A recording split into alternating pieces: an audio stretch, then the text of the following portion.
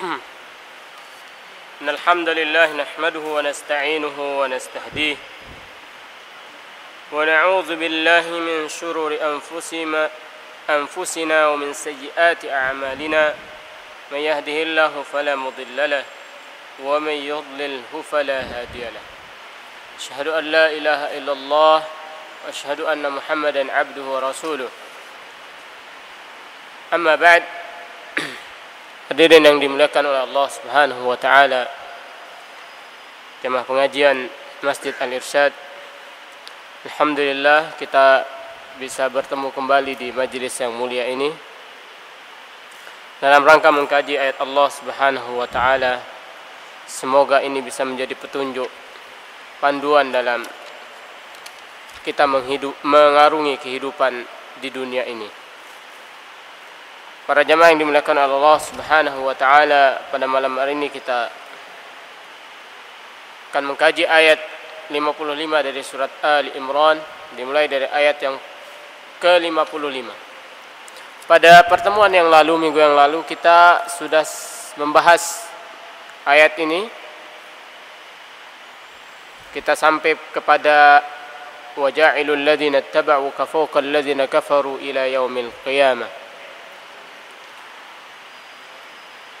Bahwasanya Allah Subhanahu wa taala menjadikan para pengikutmu, wahai Muhammad atau wahai Isa alaihi salam, fawqal ladzina kafaru, di atas orang-orang yang kafir terhadap Isa, kafir kepada ajaran Allah Subhanahu wa taala, kafir kepada rasul-rasul Allah Subhanahu wa taala. Jadi fauqiyah, di atas ini ditafsirkan bahwasanya kaum muslimin, pengikut para rasul, orang-orang yang beriman kepada Allah Subhanahu wa taala, orang-orang yang menjalankan syariat Allah Subhanahu wa taala, berada di atas orang-orang kafir. Berada di atas di sini artinya mereka sebagai pemenang. Bil izzati wal ghalabah, bahwasanya Allah memenangkan mereka, bahwasanya hujjah mereka dimenangkan oleh Allah Subhanahu wa taala. Peperangan di antara mereka dimenangkan oleh Allah. Kemenangan diperuntukkan Allah bagi orang-orang yang beriman kepada Allah Subhanahu wa taala. Summa ilayya, kemudian Allah Subhanahu wa taala mengatakan, kemudian ilayya marji'ukum, kepadakulah kalian akan kembali. Bahwasanya kita hidup di dunia ini adalah laksana kita berjalan, atau laksana kita pergi musafir, singgah di suatu tempat, singgah di stasiun, singgah di terminal, kemudian kita lanjutkan lagi perjalanan. Itulah perumpamaan dari hidup ini, abiru sabil, bagikan orang yang melewati saja, orang yang lewat. Kita belum sampai kepada ujung dari kehidupan ini. Bagi kaum muslimin, kehidupan ini ya sangat panjang, sampai hari akhirat nanti. Ini adalah fase, marhalah,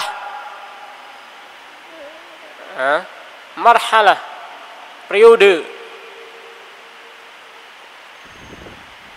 kehidupan dunia. Kemudian nanti ada kehidupan barzakh, alam kubur. Kemudian nanti yaumul ba'as, hari kebangkitan. Kemudian dihakimi oleh Allah Subhanahu wa taala, siapa yang ke neraka, siapa yang ke surga. Itulah perjalanan hidup kita. Ketika kita di surga, sudah di situ, sudah akhirnya, berakhir di situ.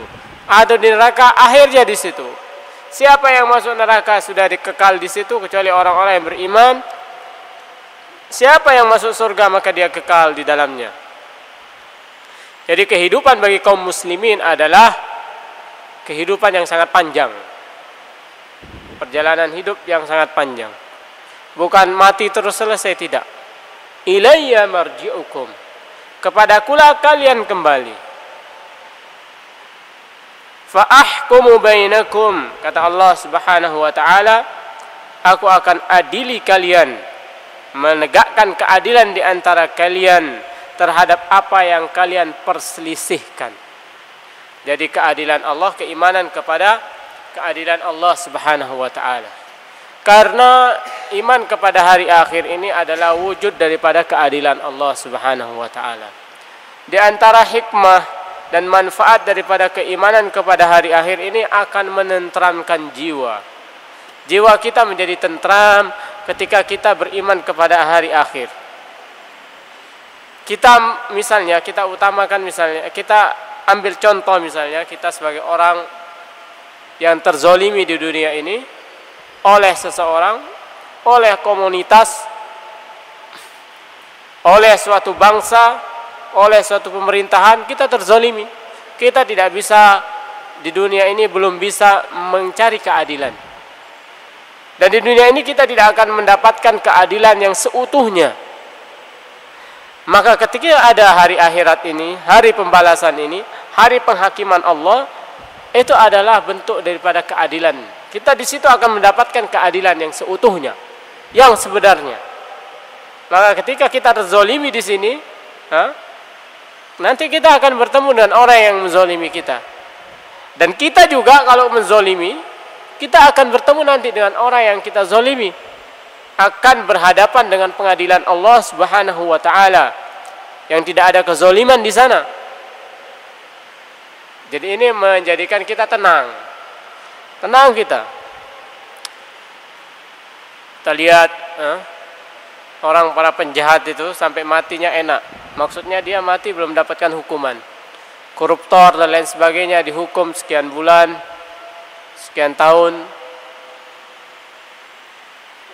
Koruptor siapa itu? Angelina Sonda itu berapa? 9 tahun atau berapa? Udah keluar ya? Lupa. Di bawah 10 tahun. Ini kan kemarin itu yang menghina presiden itu dihukum tuntutannya 12 tahun.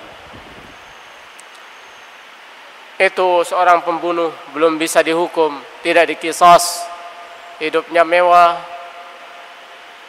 Kelihatan mewah ya, kita tidak tahu hatinya.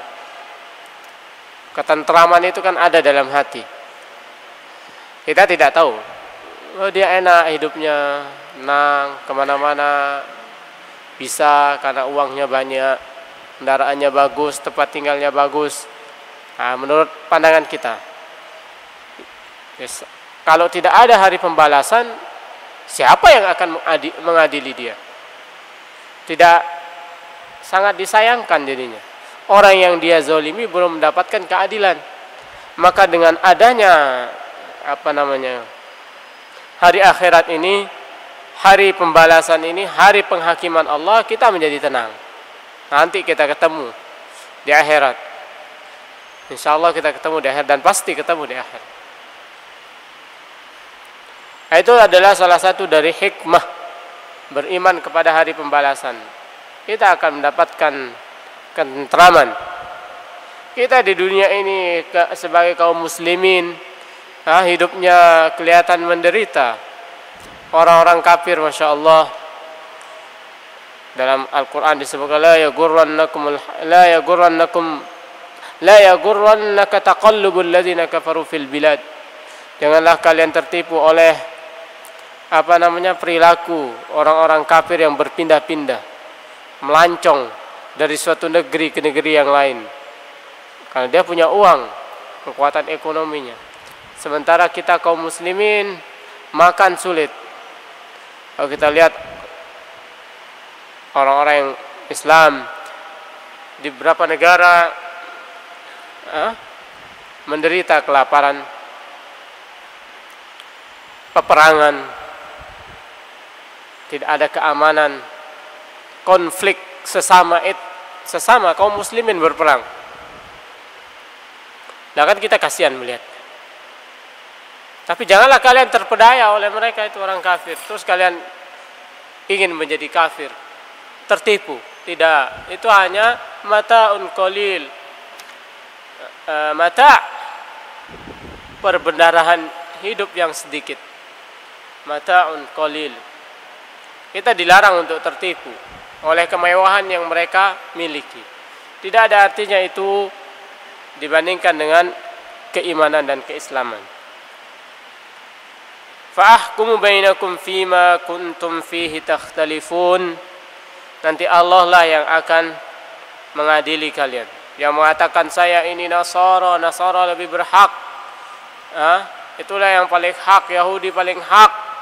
Kalau di dunia ini tidak mau percaya nanti, lihat aja pengadilan Allah Subhanahu wa taala. Kemudian ayat berikutnya Allah jelaskan balasan bagi dua kelompok ini. Kelompok yang kafir kepada Rasulullah, kelompok yang kafir kepada Rasul-Rasul Allah, kelompok yang ingkar kepada syariat Allah Subhanahu wa taala, maka Allah jelaskan balasan bagi mereka. Fa ammal ladzina kafaru fa'u'adzibuhum 'adzaban syadidan fid dunya wal akhirah. Adapun orang-orang yang kafir ingkar, kafir kepada Allah, kafir kepada syariat Allah, kafir kepada Rasul-Rasul Allah, fa'u'adzibuhum 'adzaban syadida, maka aku akan mengazab mereka ini. Orang-orang yang kafir, yang ingkar, fa'u'adzibuhum 'adzaban syadida, azab yang sangat pedih, fid dunya wal akhirah, di dunia dan di akhirat ditimpakan kekalahan, dihinakan mereka. Lihat orang-orang Yahudi, sekarang masih enak ya dia, belum berapa lama ini, sejak kapan ya, sejak runtuhnya khilafah Islamiyah, dia berada di atas. Kita lihat mereka yang kafir kepada Isa ini, apa yang terjadi kepada mereka. Wa'adzibuhum 'adzaban syadidan, Allah timpakan azab kepada mereka. Mereka terusir kemana-mana mereka terusir, tidak punya tempat. Mereka ditawan oleh Raja Babylon, disiksa. Mereka diserbu di Palestina itu. Kemudian ditawan, digiring, dijadikan budak oleh Raja Babylon. Mereka tercerai-berai, tidak punya tanah mereka. Sampai sekarang, Palestina yang mereka sebut sebagai negara Israel bukan tanah mereka. Di mana tanah mereka? Mereka nggak punya tanah. Syukur kaum muslimin menerima mereka. Mereka di Eropa dulu diusir. Mereka tinggal di mana? Di kekhilafahan Islam. Mereka tinggal di Turki, mereka tinggal di Mesir, diterima, dikasihani sama kaum muslimin. Tapi setelah itu apa yang terjadi? Kalau dalam pepatah Arab itu mengatakan asbahal bughas yastanthir. Bughas itu burung pipit, itu sejenis burung pipit. Yastansir itu nasr, dari nasr itu burung garuda atau burung merpati, burung elang. Sekarang ini burung pipit ini jadi burung elang sekarang. Kita ini jadi burung pipitnya. Mau dia mangsa kita ini, dia mangsa kita. Dulu mereka ditampung, diberikan tempat oleh kaum muslimin, orang-orang Yahudi. Sampai sekarang di Turki masih. Dan mereka lah yang melakukan penghancuran terhadap kekhilafahan Islam. Jadi mereka itu tercerai-berai. Kemudian mereka ditawan, dihinakan oleh Allah Subhanahu wa taala. Di Madinah mereka diusir oleh kaum muslimin waktu itu. Fa'ahkumu bainakum, mereka berperang sama Musa juga dihukum oleh Allah Subhanahu wa taala. Mereka enggak mau berperang sayangnya. Dia bilang kepada Musa, "Musa, kamu aja yang masuk dan Tuhanmu itu, fazhab anta wa rabbuka faqatila." Wahai Musa, kamu dan Tuhanmu, pergilah kamu dan Tuhanmu itu berperang. Nahnu hahuna qaidun. Kita di sini duduk-duduk saja. Nanti kalau sudah menang kita masuk. Enak ya. Kaum seperti ini sampai sekarang masih sifatnya ini. Jubana. Jadi kaum muslimin sudah diberikan oleh Allah Subhanahu wa taala rahasia tentang psikologi mereka ini sebagai orang-orang yang pengecut. Tapi karena media membesar-besarkan mereka, hakikat ini jadi tertutup. Kadang tertutup hakikat ini oleh media. Oleh seminar-seminar, oleh berita, oleh ajaran-ajaran itu menutup hakikat ini, bahwa mereka jubana pengecut. Tidak ada manfaatnya senjata kalau yang megang senjata itu pengecut, secanggih apapun. Jadi Allah Subhanahu wa taala membuka kedoknya orang-orang yang pengecut. Fa ammal ladzina kafaru, orang-orang yang kafir siapapun dia ya, mau Yahudi, mau Nasara, mau Indonesia, mau Amerika, Australia, kafir, balas saja seperti itu. Ini sudah sifatnya universal. Fa ammal ladzina kafaru fa'u'adzibuhum 'adzaban syadidan fid dunya wal akhirah wa ma lahum min nasirin. Maka tidak ada bagi mereka itu penolong, tidak akan ditolong oleh Allah Subhanahu wa taala. Lalu kenapa kita tidak menang-menang melawan mereka? Ya, karena kita tidak bisa mengetuk. Bagaimana cara kita mendapatkan pertolongan Allah? Ya, dengan kita mendekatkan diri kepada Allah Subhanahu wa taala. Ketika berperang itu tanpa melibatkan Allah, maka yang berbicara ya murni kekuatan senjata itu, kekuatan strategi. Nah, ketika kita berperang tidak membawa Allah, nah ini yang diinginkan oleh musuh, hati-hati. Ketika kita berperang itu berperang motifnya bukan karena agama, bukan karena Allah. Nah itu yang didengung-dengungkan sekarang oleh mereka.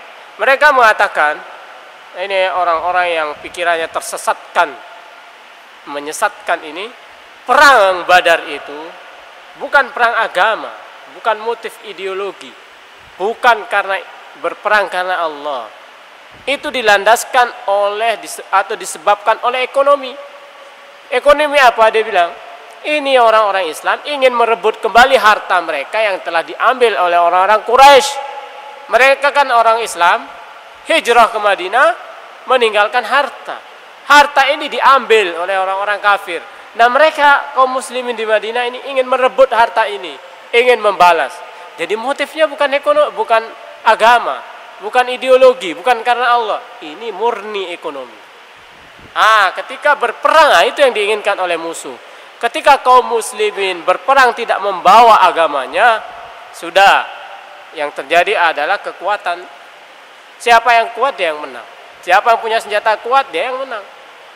Tapi ketika kita berperang melawan mereka itu murni karena Allah Subhanahu wa taala, membela agama Allah, membela kezaliman, di situ ada tangan-tangan Allah yang terlibat. Ikut aturan Allah dalam berperang, baru ditolong oleh Allah Subhanahu wa taala. Jadi itu mereka senang. Nah, jadi tujuannya ketika kaum muslimin berperang bukan karena Allah, itu senang. Nah, sekarang senjata dan senjata yang bertanding. Ketika membawa Allah kan lain. Ini senjata dengan kekuatan Allah yang berperang. Ya tentu ini kalah. Jadi mereka melakukan hal itu. Penipuan dalam dunia pemahaman ini. Salah memahami atau menyimpang, menjadikan pemahaman kita menyimpang. Sehingga mudahlah kita dikalahkan oleh mereka. Wa ma lahum min nasirin. Mereka tidak akan ditolong oleh Allah Subhanahu wa taala. Ini harus tertanam dalam akidah kita sebagai kaum muslimin. Mereka tidak akan mendapatkan pertolongan Allah. Tugas daripada pemimpin-pemimpin Islam ini bukan membesar-besarkan musuh, menakut-nakuti umat terhadap musuh, itu bukan itu tugasnya. Jadi umat ini tidak pede.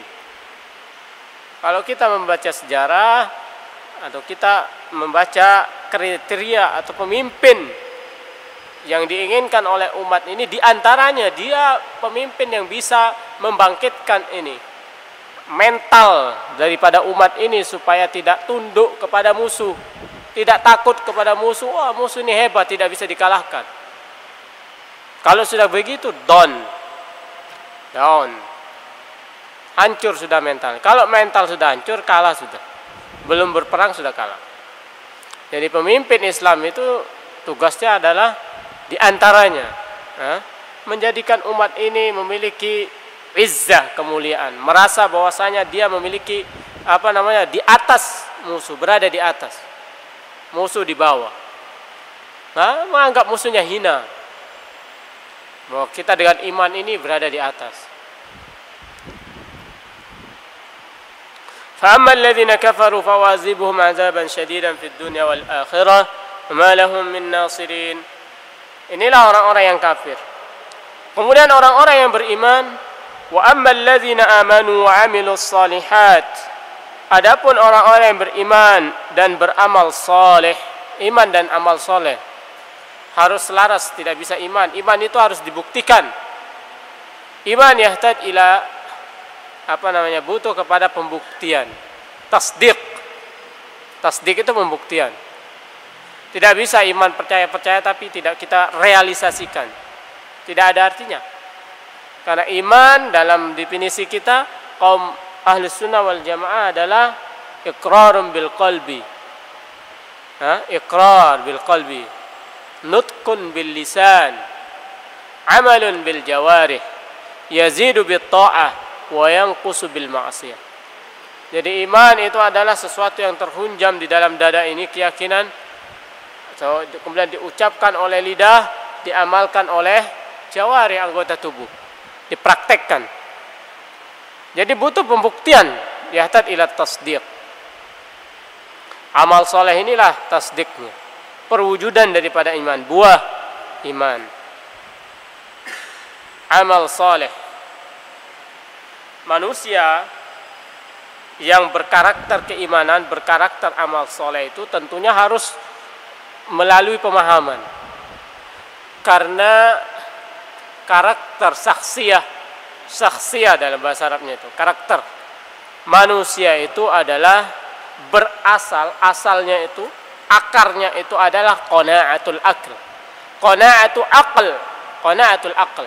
Jadi qanaah itu artinya ada kepuasan pikiran. Dari kepuasan dia bisa menerima, maksudnya. Ketika ini diberikan ceramah ini ya, dia bisa terima. Itu awalnya, itu akarnya. Dia puas dengan dalil-dalil yang disampaikan oleh pemateri. Akhirnya itu menjadi keyakinan yang terhunjam di dalam hatinya. Kemudian itu direalisasikan. Ini amal, ini namanya suluk. Suluk perbuatan. Suluk kalau sering dilakukan, perbuatan ini sering-sering dilakukan, itu kan menjadi adah, kebiasaan. Dia akan suka awalnya dia ke masjid itu adalah suatu perbuatan. Kenapa dia sholat jamaah di masjid? Karena dia puas, dia yakin akan ajaran itu sehingga dia datang ke masjid. Kalau dia tidak punya keyakinan, tidak percaya dengan itu, tidak terima itu, dia tidak akan datang ke masjid. Itulah awalnya. Awalnya adalah kepuasan akal ini. Kita bisa menerima itu dan kita meyakini itu. Itu kita lakukan. Karena perbuatan ini sering kita lakukan ke masjid tiap sholat berjamaah, itu menjadi adatnya, kebiasaannya. Ini salah satu dari kebiasaan. Ada kebiasaan lain lagi dia, bersedekah, berinfak, bertutur kata yang baik. Kumpulan dari adat kebiasaan dia ini, kumpulan itulah namanya karakter. Karakternya dia orang berkarakter, orang soleh. Suka berbuat amal soleh itu karakternya. Karena dia sering melakukan itu, maka itu jadi karakter. Jadi karakter adalah kumpulan dari adat, kebiasaan. Sedangkan kebiasaan ini adalah kumpulan dari suluk itu, perbuatan itu. Perbuatan ini timbul kapan? Ketika seseorang sudah meyakini sesuatu itu. Dia terima, dia cerna dan dia terima, dia lakukan. Ini awal nih, ketika kita ingin menanamkan, membentuk karakter seseorang, mulai dari sini, pemahaman, ilmu dulu. Jadikan dia memahami itu, meyakini itu. Tidak mungkin bisa punya karakter kalau tidak melalui proses seperti ini. Pukul lah, digebukin kamu sholat. Iya dia sholat, tapi karena dia tongkat ini, pecut ini dia sholat. Nanti ketika tidak ada pecut ini dia gak sholat. Lain halnya kalau dia ditanamkan, didekati ini dia dipahamkan, kemudian dia bisa yakin, kemudian dia lakukan, itu tanpa tongkat, tanpa pecut dia akan lakukan. Tidak ada kita, dia akan lakukan. Nah, permasalahannya bagaimana kita bisa menyampaikan itu kepada seseorang sehingga seseorang itu bisa menerima. Nah, itu permasalahannya. Atau anak kita bisa menerima, keluarga kita bisa menerima, tentu dengan bil hikmah wal mau'izah. Tidak bisa dengan kekerasan, tidak bisa dengan kecongkakan, dengan kata-kata kasar. فَأَمَّا الَّذِينَ آمَنُوا وَعَمِلُوا الصَّالِحَاتِ. Apa yang didapatkan orang yang punya karakter seperti ini, suka berbuat kebajikan ini, adalah فَيُوَفِّيهِمْ أُجُورَهُمْ. Allah Subhanahu wa taala akan menyempurnakan balasannya, akan diberikan nanti. Wallahu la yuhibbuz zalimin. Allah Subhanahu wa taala tidak mencintai orang-orang yang zalim. Allah berarti tidak zalim. Karena Allah tidak mencintai orang zalim, berarti Allah tidak zalim, tidak akan menzalimi ini. Siapa yang berbuat mithqala dzarratin khairan yara, mithqala dzarratin syarran yara. Siapa yang berbuat keburukan seberat biji zarah, au asghar minha, atau lebih kecil dari itu, dia akan menemukannya. Berbuat keburukan juga seberat biji zarah atau lebih kecil dari itu, akan menemukannya juga. Innallaha la yuhibbuz zalimin. Allah itu tidak menyukai orang-orang yang zalim. Berarti Allah tidak akan pernah melakukan kezaliman. Berarti Allah adalah zat yang tidak ada sifat kezaliman di dalamnya. Masa dia tidak suka kezaliman terus dia suka berbuat zalim? La yuhibbuz zalimin. Berarti Allah la yadhlim. Allah tidak melakukan kezaliman. Bahkan kita ini dilipat gandakan oleh Allah ya. Keburukan itu satu ya satu. Tapi kalau kebajikan dilipat gandakan oleh Allah sehingga tidak terhingga. Kalau keburukan satu dibalas dengan satu. Dzalika natluhu 'alaika minal ayati wadz-dzikril hakim. Demikian itu cerita tentang Isa dan balasan orang-orang kafir, balasan orang-orang beriman. Natluhu 'alaik. Kami bacakan kepadamu wahai Muhammad minal ayat, dari ayat-ayat kami, tanda-tanda kebesaran kami, mukjizat kami, wadz-dzikril hakim, dan Al-Quran ini. Az-zikr, Al-Quran namanya juga Az-zikr, Al-Furqan, Az-zikr, Al-Kitab. Itu adalah nama di antara nama-nama Al-Quranul Karim. Jadi Allah Subhanahu wa taala menceritakan kepada Muhammad cerita ini, bagaimana Isa lahir, awal kejadiannya, ibunya bagaimana, kemudian ketika dia lahir, kemudian apa yang dia hadapi, bagaimana dia menghadapi kaumnya, dan reaksi daripada kaumnya. Ini adalah natluhu alaik. Kami ceritakan kepadamu wahai Muhammad al-ayat, ayat-ayat Allah Subhanahu wa taala, wadz-dzikril hakim, dan Al-Quran ini. Kemudian ayat berikutnya, inna masala Isa. Ini ayat yang ke-59 bercerita tentang bagaimana Allah Subhanahu wa taala menciptakan Isa alaihissalam. Inna masala Isa indallah kamathali Adam. Sesungguhnya perumpamaan Isa di sisi Allah seperti Adam. Khalaqahu min turab. Sesungguhnya perumpamaan Isa di sisi Allah kamathali Adam. Khalaqahu min turab. Allah Subhanahu wa taala menciptakan Adam dari turab. Tsumma qala lahu kun fayakun. Kemudian Allah Subhanahu wa taala mengatakan kepada kepada Adam atau yang mau menjadi Adam, kun fayakun. Dia katakan kun, maka jadi. Ini kehendak Allah Subhanahu wa taala. Jadi inna masala Isa indallah, perumpamaan Isa di sisi Allah kamatsali Adam, bagaikan Adam. Analogi dari kalau dalam bahasa orang ahli tafsir dia mengatakan tasbihul gharib bil agrab, mengumpamakan, menganalogikan sesuatu yang biasa dengan sesuatu yang luar biasa. Isa diciptakan dari apa namanya? Dari ibu, seorang perempuan. Ini dianalogikan dengan Adam diciptakan dari tanpa ibu, tanpa ayah. Jadi tasbihul gharib bil agrab, menganalogikan yang ini, yang aneh dengan yang sangat, yang biasa, yang aneh ini aneh ya, yang sangat aneh. Untuk apa? Untuk ini sebagai apa namanya? Untuk membatalkan hujjah mereka. Silahul apa namanya? Mematikan hujjah. Gak bisa menjawab sudah. Loh, ada misalnya yang bisa berenang, misalnya dia bilang ini bisa berenang selat ini apa namanya Madura. Dia bilang ini bisa bisa berenang selat Lombok misalnya, Bali Lombok. Nah, diam dia, nggak bisa jawab. Ini tentunya ini lebih hebat. Tasbihul gharib bil agrab.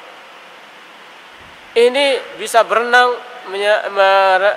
menyeberangi selat Madura. Saya juga bisa pernah nyeberangi selat Lombok misalnya. Nah, dia kan jadi diam, nggak bisa ngomong. Nah, kayak ini, Isa diciptakan dari, dia mengatakan Isa itu layak sebagai Tuhan karena diciptakan tanpa bapak. Lah Adam tanpa ibu dan bapak. Kenapa nggak disembah? Khalaqahu min turab. Bagaimana Adam diciptakan itu? Khalaqahu min turab. Allah ciptakan dari turab, dari debu. Tsumma qala lahu kun fayakun. Allah katakan kun, maka jadilah dia. Al-haqqu min rabbika fala takum minal mumtarin.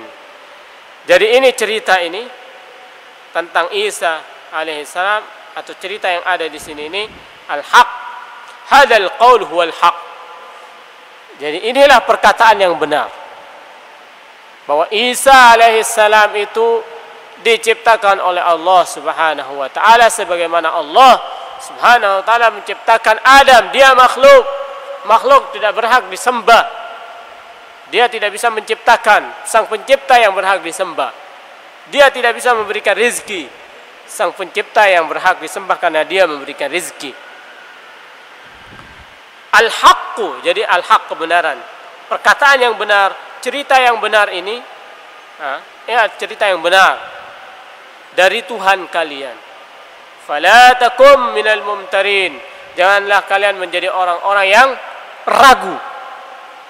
Jadi kalau ini sudah kebenaran dari Tuhan, dari Allah Subhanahu wa taala, maka selain ini adalah dolal, sesat. Maka jangan kalian cari selain ini. Karena kalau sudah ini benar, kemudian cari yang lain, nah itu adalah kesesatan. Wa ma ba'dal haqq illa ad-dhalal. Tidak ada setelah kebenaran itu melainkan kesesatan. Ini yang benar, cari yang lain. Oh enggak, Isa itu bukan diciptakan oleh Tuhan, itu anak Tuhan. Nah, itu kan sudah mencari lain mencari di luar kebenaran. Ini sudah kebenaran, kenapa kamu berpaling? Karena kamu berpaling itu maka kamu telah tersesatkan. Al-haqqu min rabbik, kebenaran cerita ini yang benar ini berasal dari Tuhan kalian. Fala takum minal mumtarin, janganlah kalian menjadi orang-orang yang ragu, mumtarin, syakin, ahlur raib, orang-orang yang ragu. Zalikal kitabu la raib. Raib itu keraguan, syak keraguan. Mumtarin, orang-orang yang ragu. Para jamaah yang dimuliakan oleh Allah Subhanahu wa taala, kita cukupkan sampai di sini pengajian kita. Insyaallah kita lanjutkan pada pertemuan berikutnya. Kita sampai kepada ayat yang ke-60 dari surat Ali Imran. Insyaallah ayat berikutnya bercerita tentang mubahalah.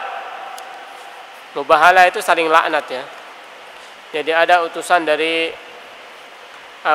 pemuka-pemuka Kristen Bani Najran berdialog dengan Rasulullah sallallahu alaihi wasallam. Yang akhir daripada itu diajak mubahalah. Laknat siapa yang berdusta, maka dia akan mendapatkan laknat Allah Subhanahu wa taala. Itu namanya mubahalah. Anas, ketika beritanya Anas itu dia siap mubahalah. Nah, itu kedengaran sesuatu yang baru di media itu. Apa itu mubahalah? Mubahalah itu saling laknat. Dua orang. Kalau Anda yang dusta, Anda mendapatkan laknat Allah. Kalau saya yang dusta, maka saya mendapatkan laknat. Jadi ini ada terminologi syariat mubahalah. Subhanakallahumma wa bihamdika asyhadu an la ilaha illa anta astaghfiruka wa atubu ilaika. Assalamualaikum warahmatullahi wabarakatuh.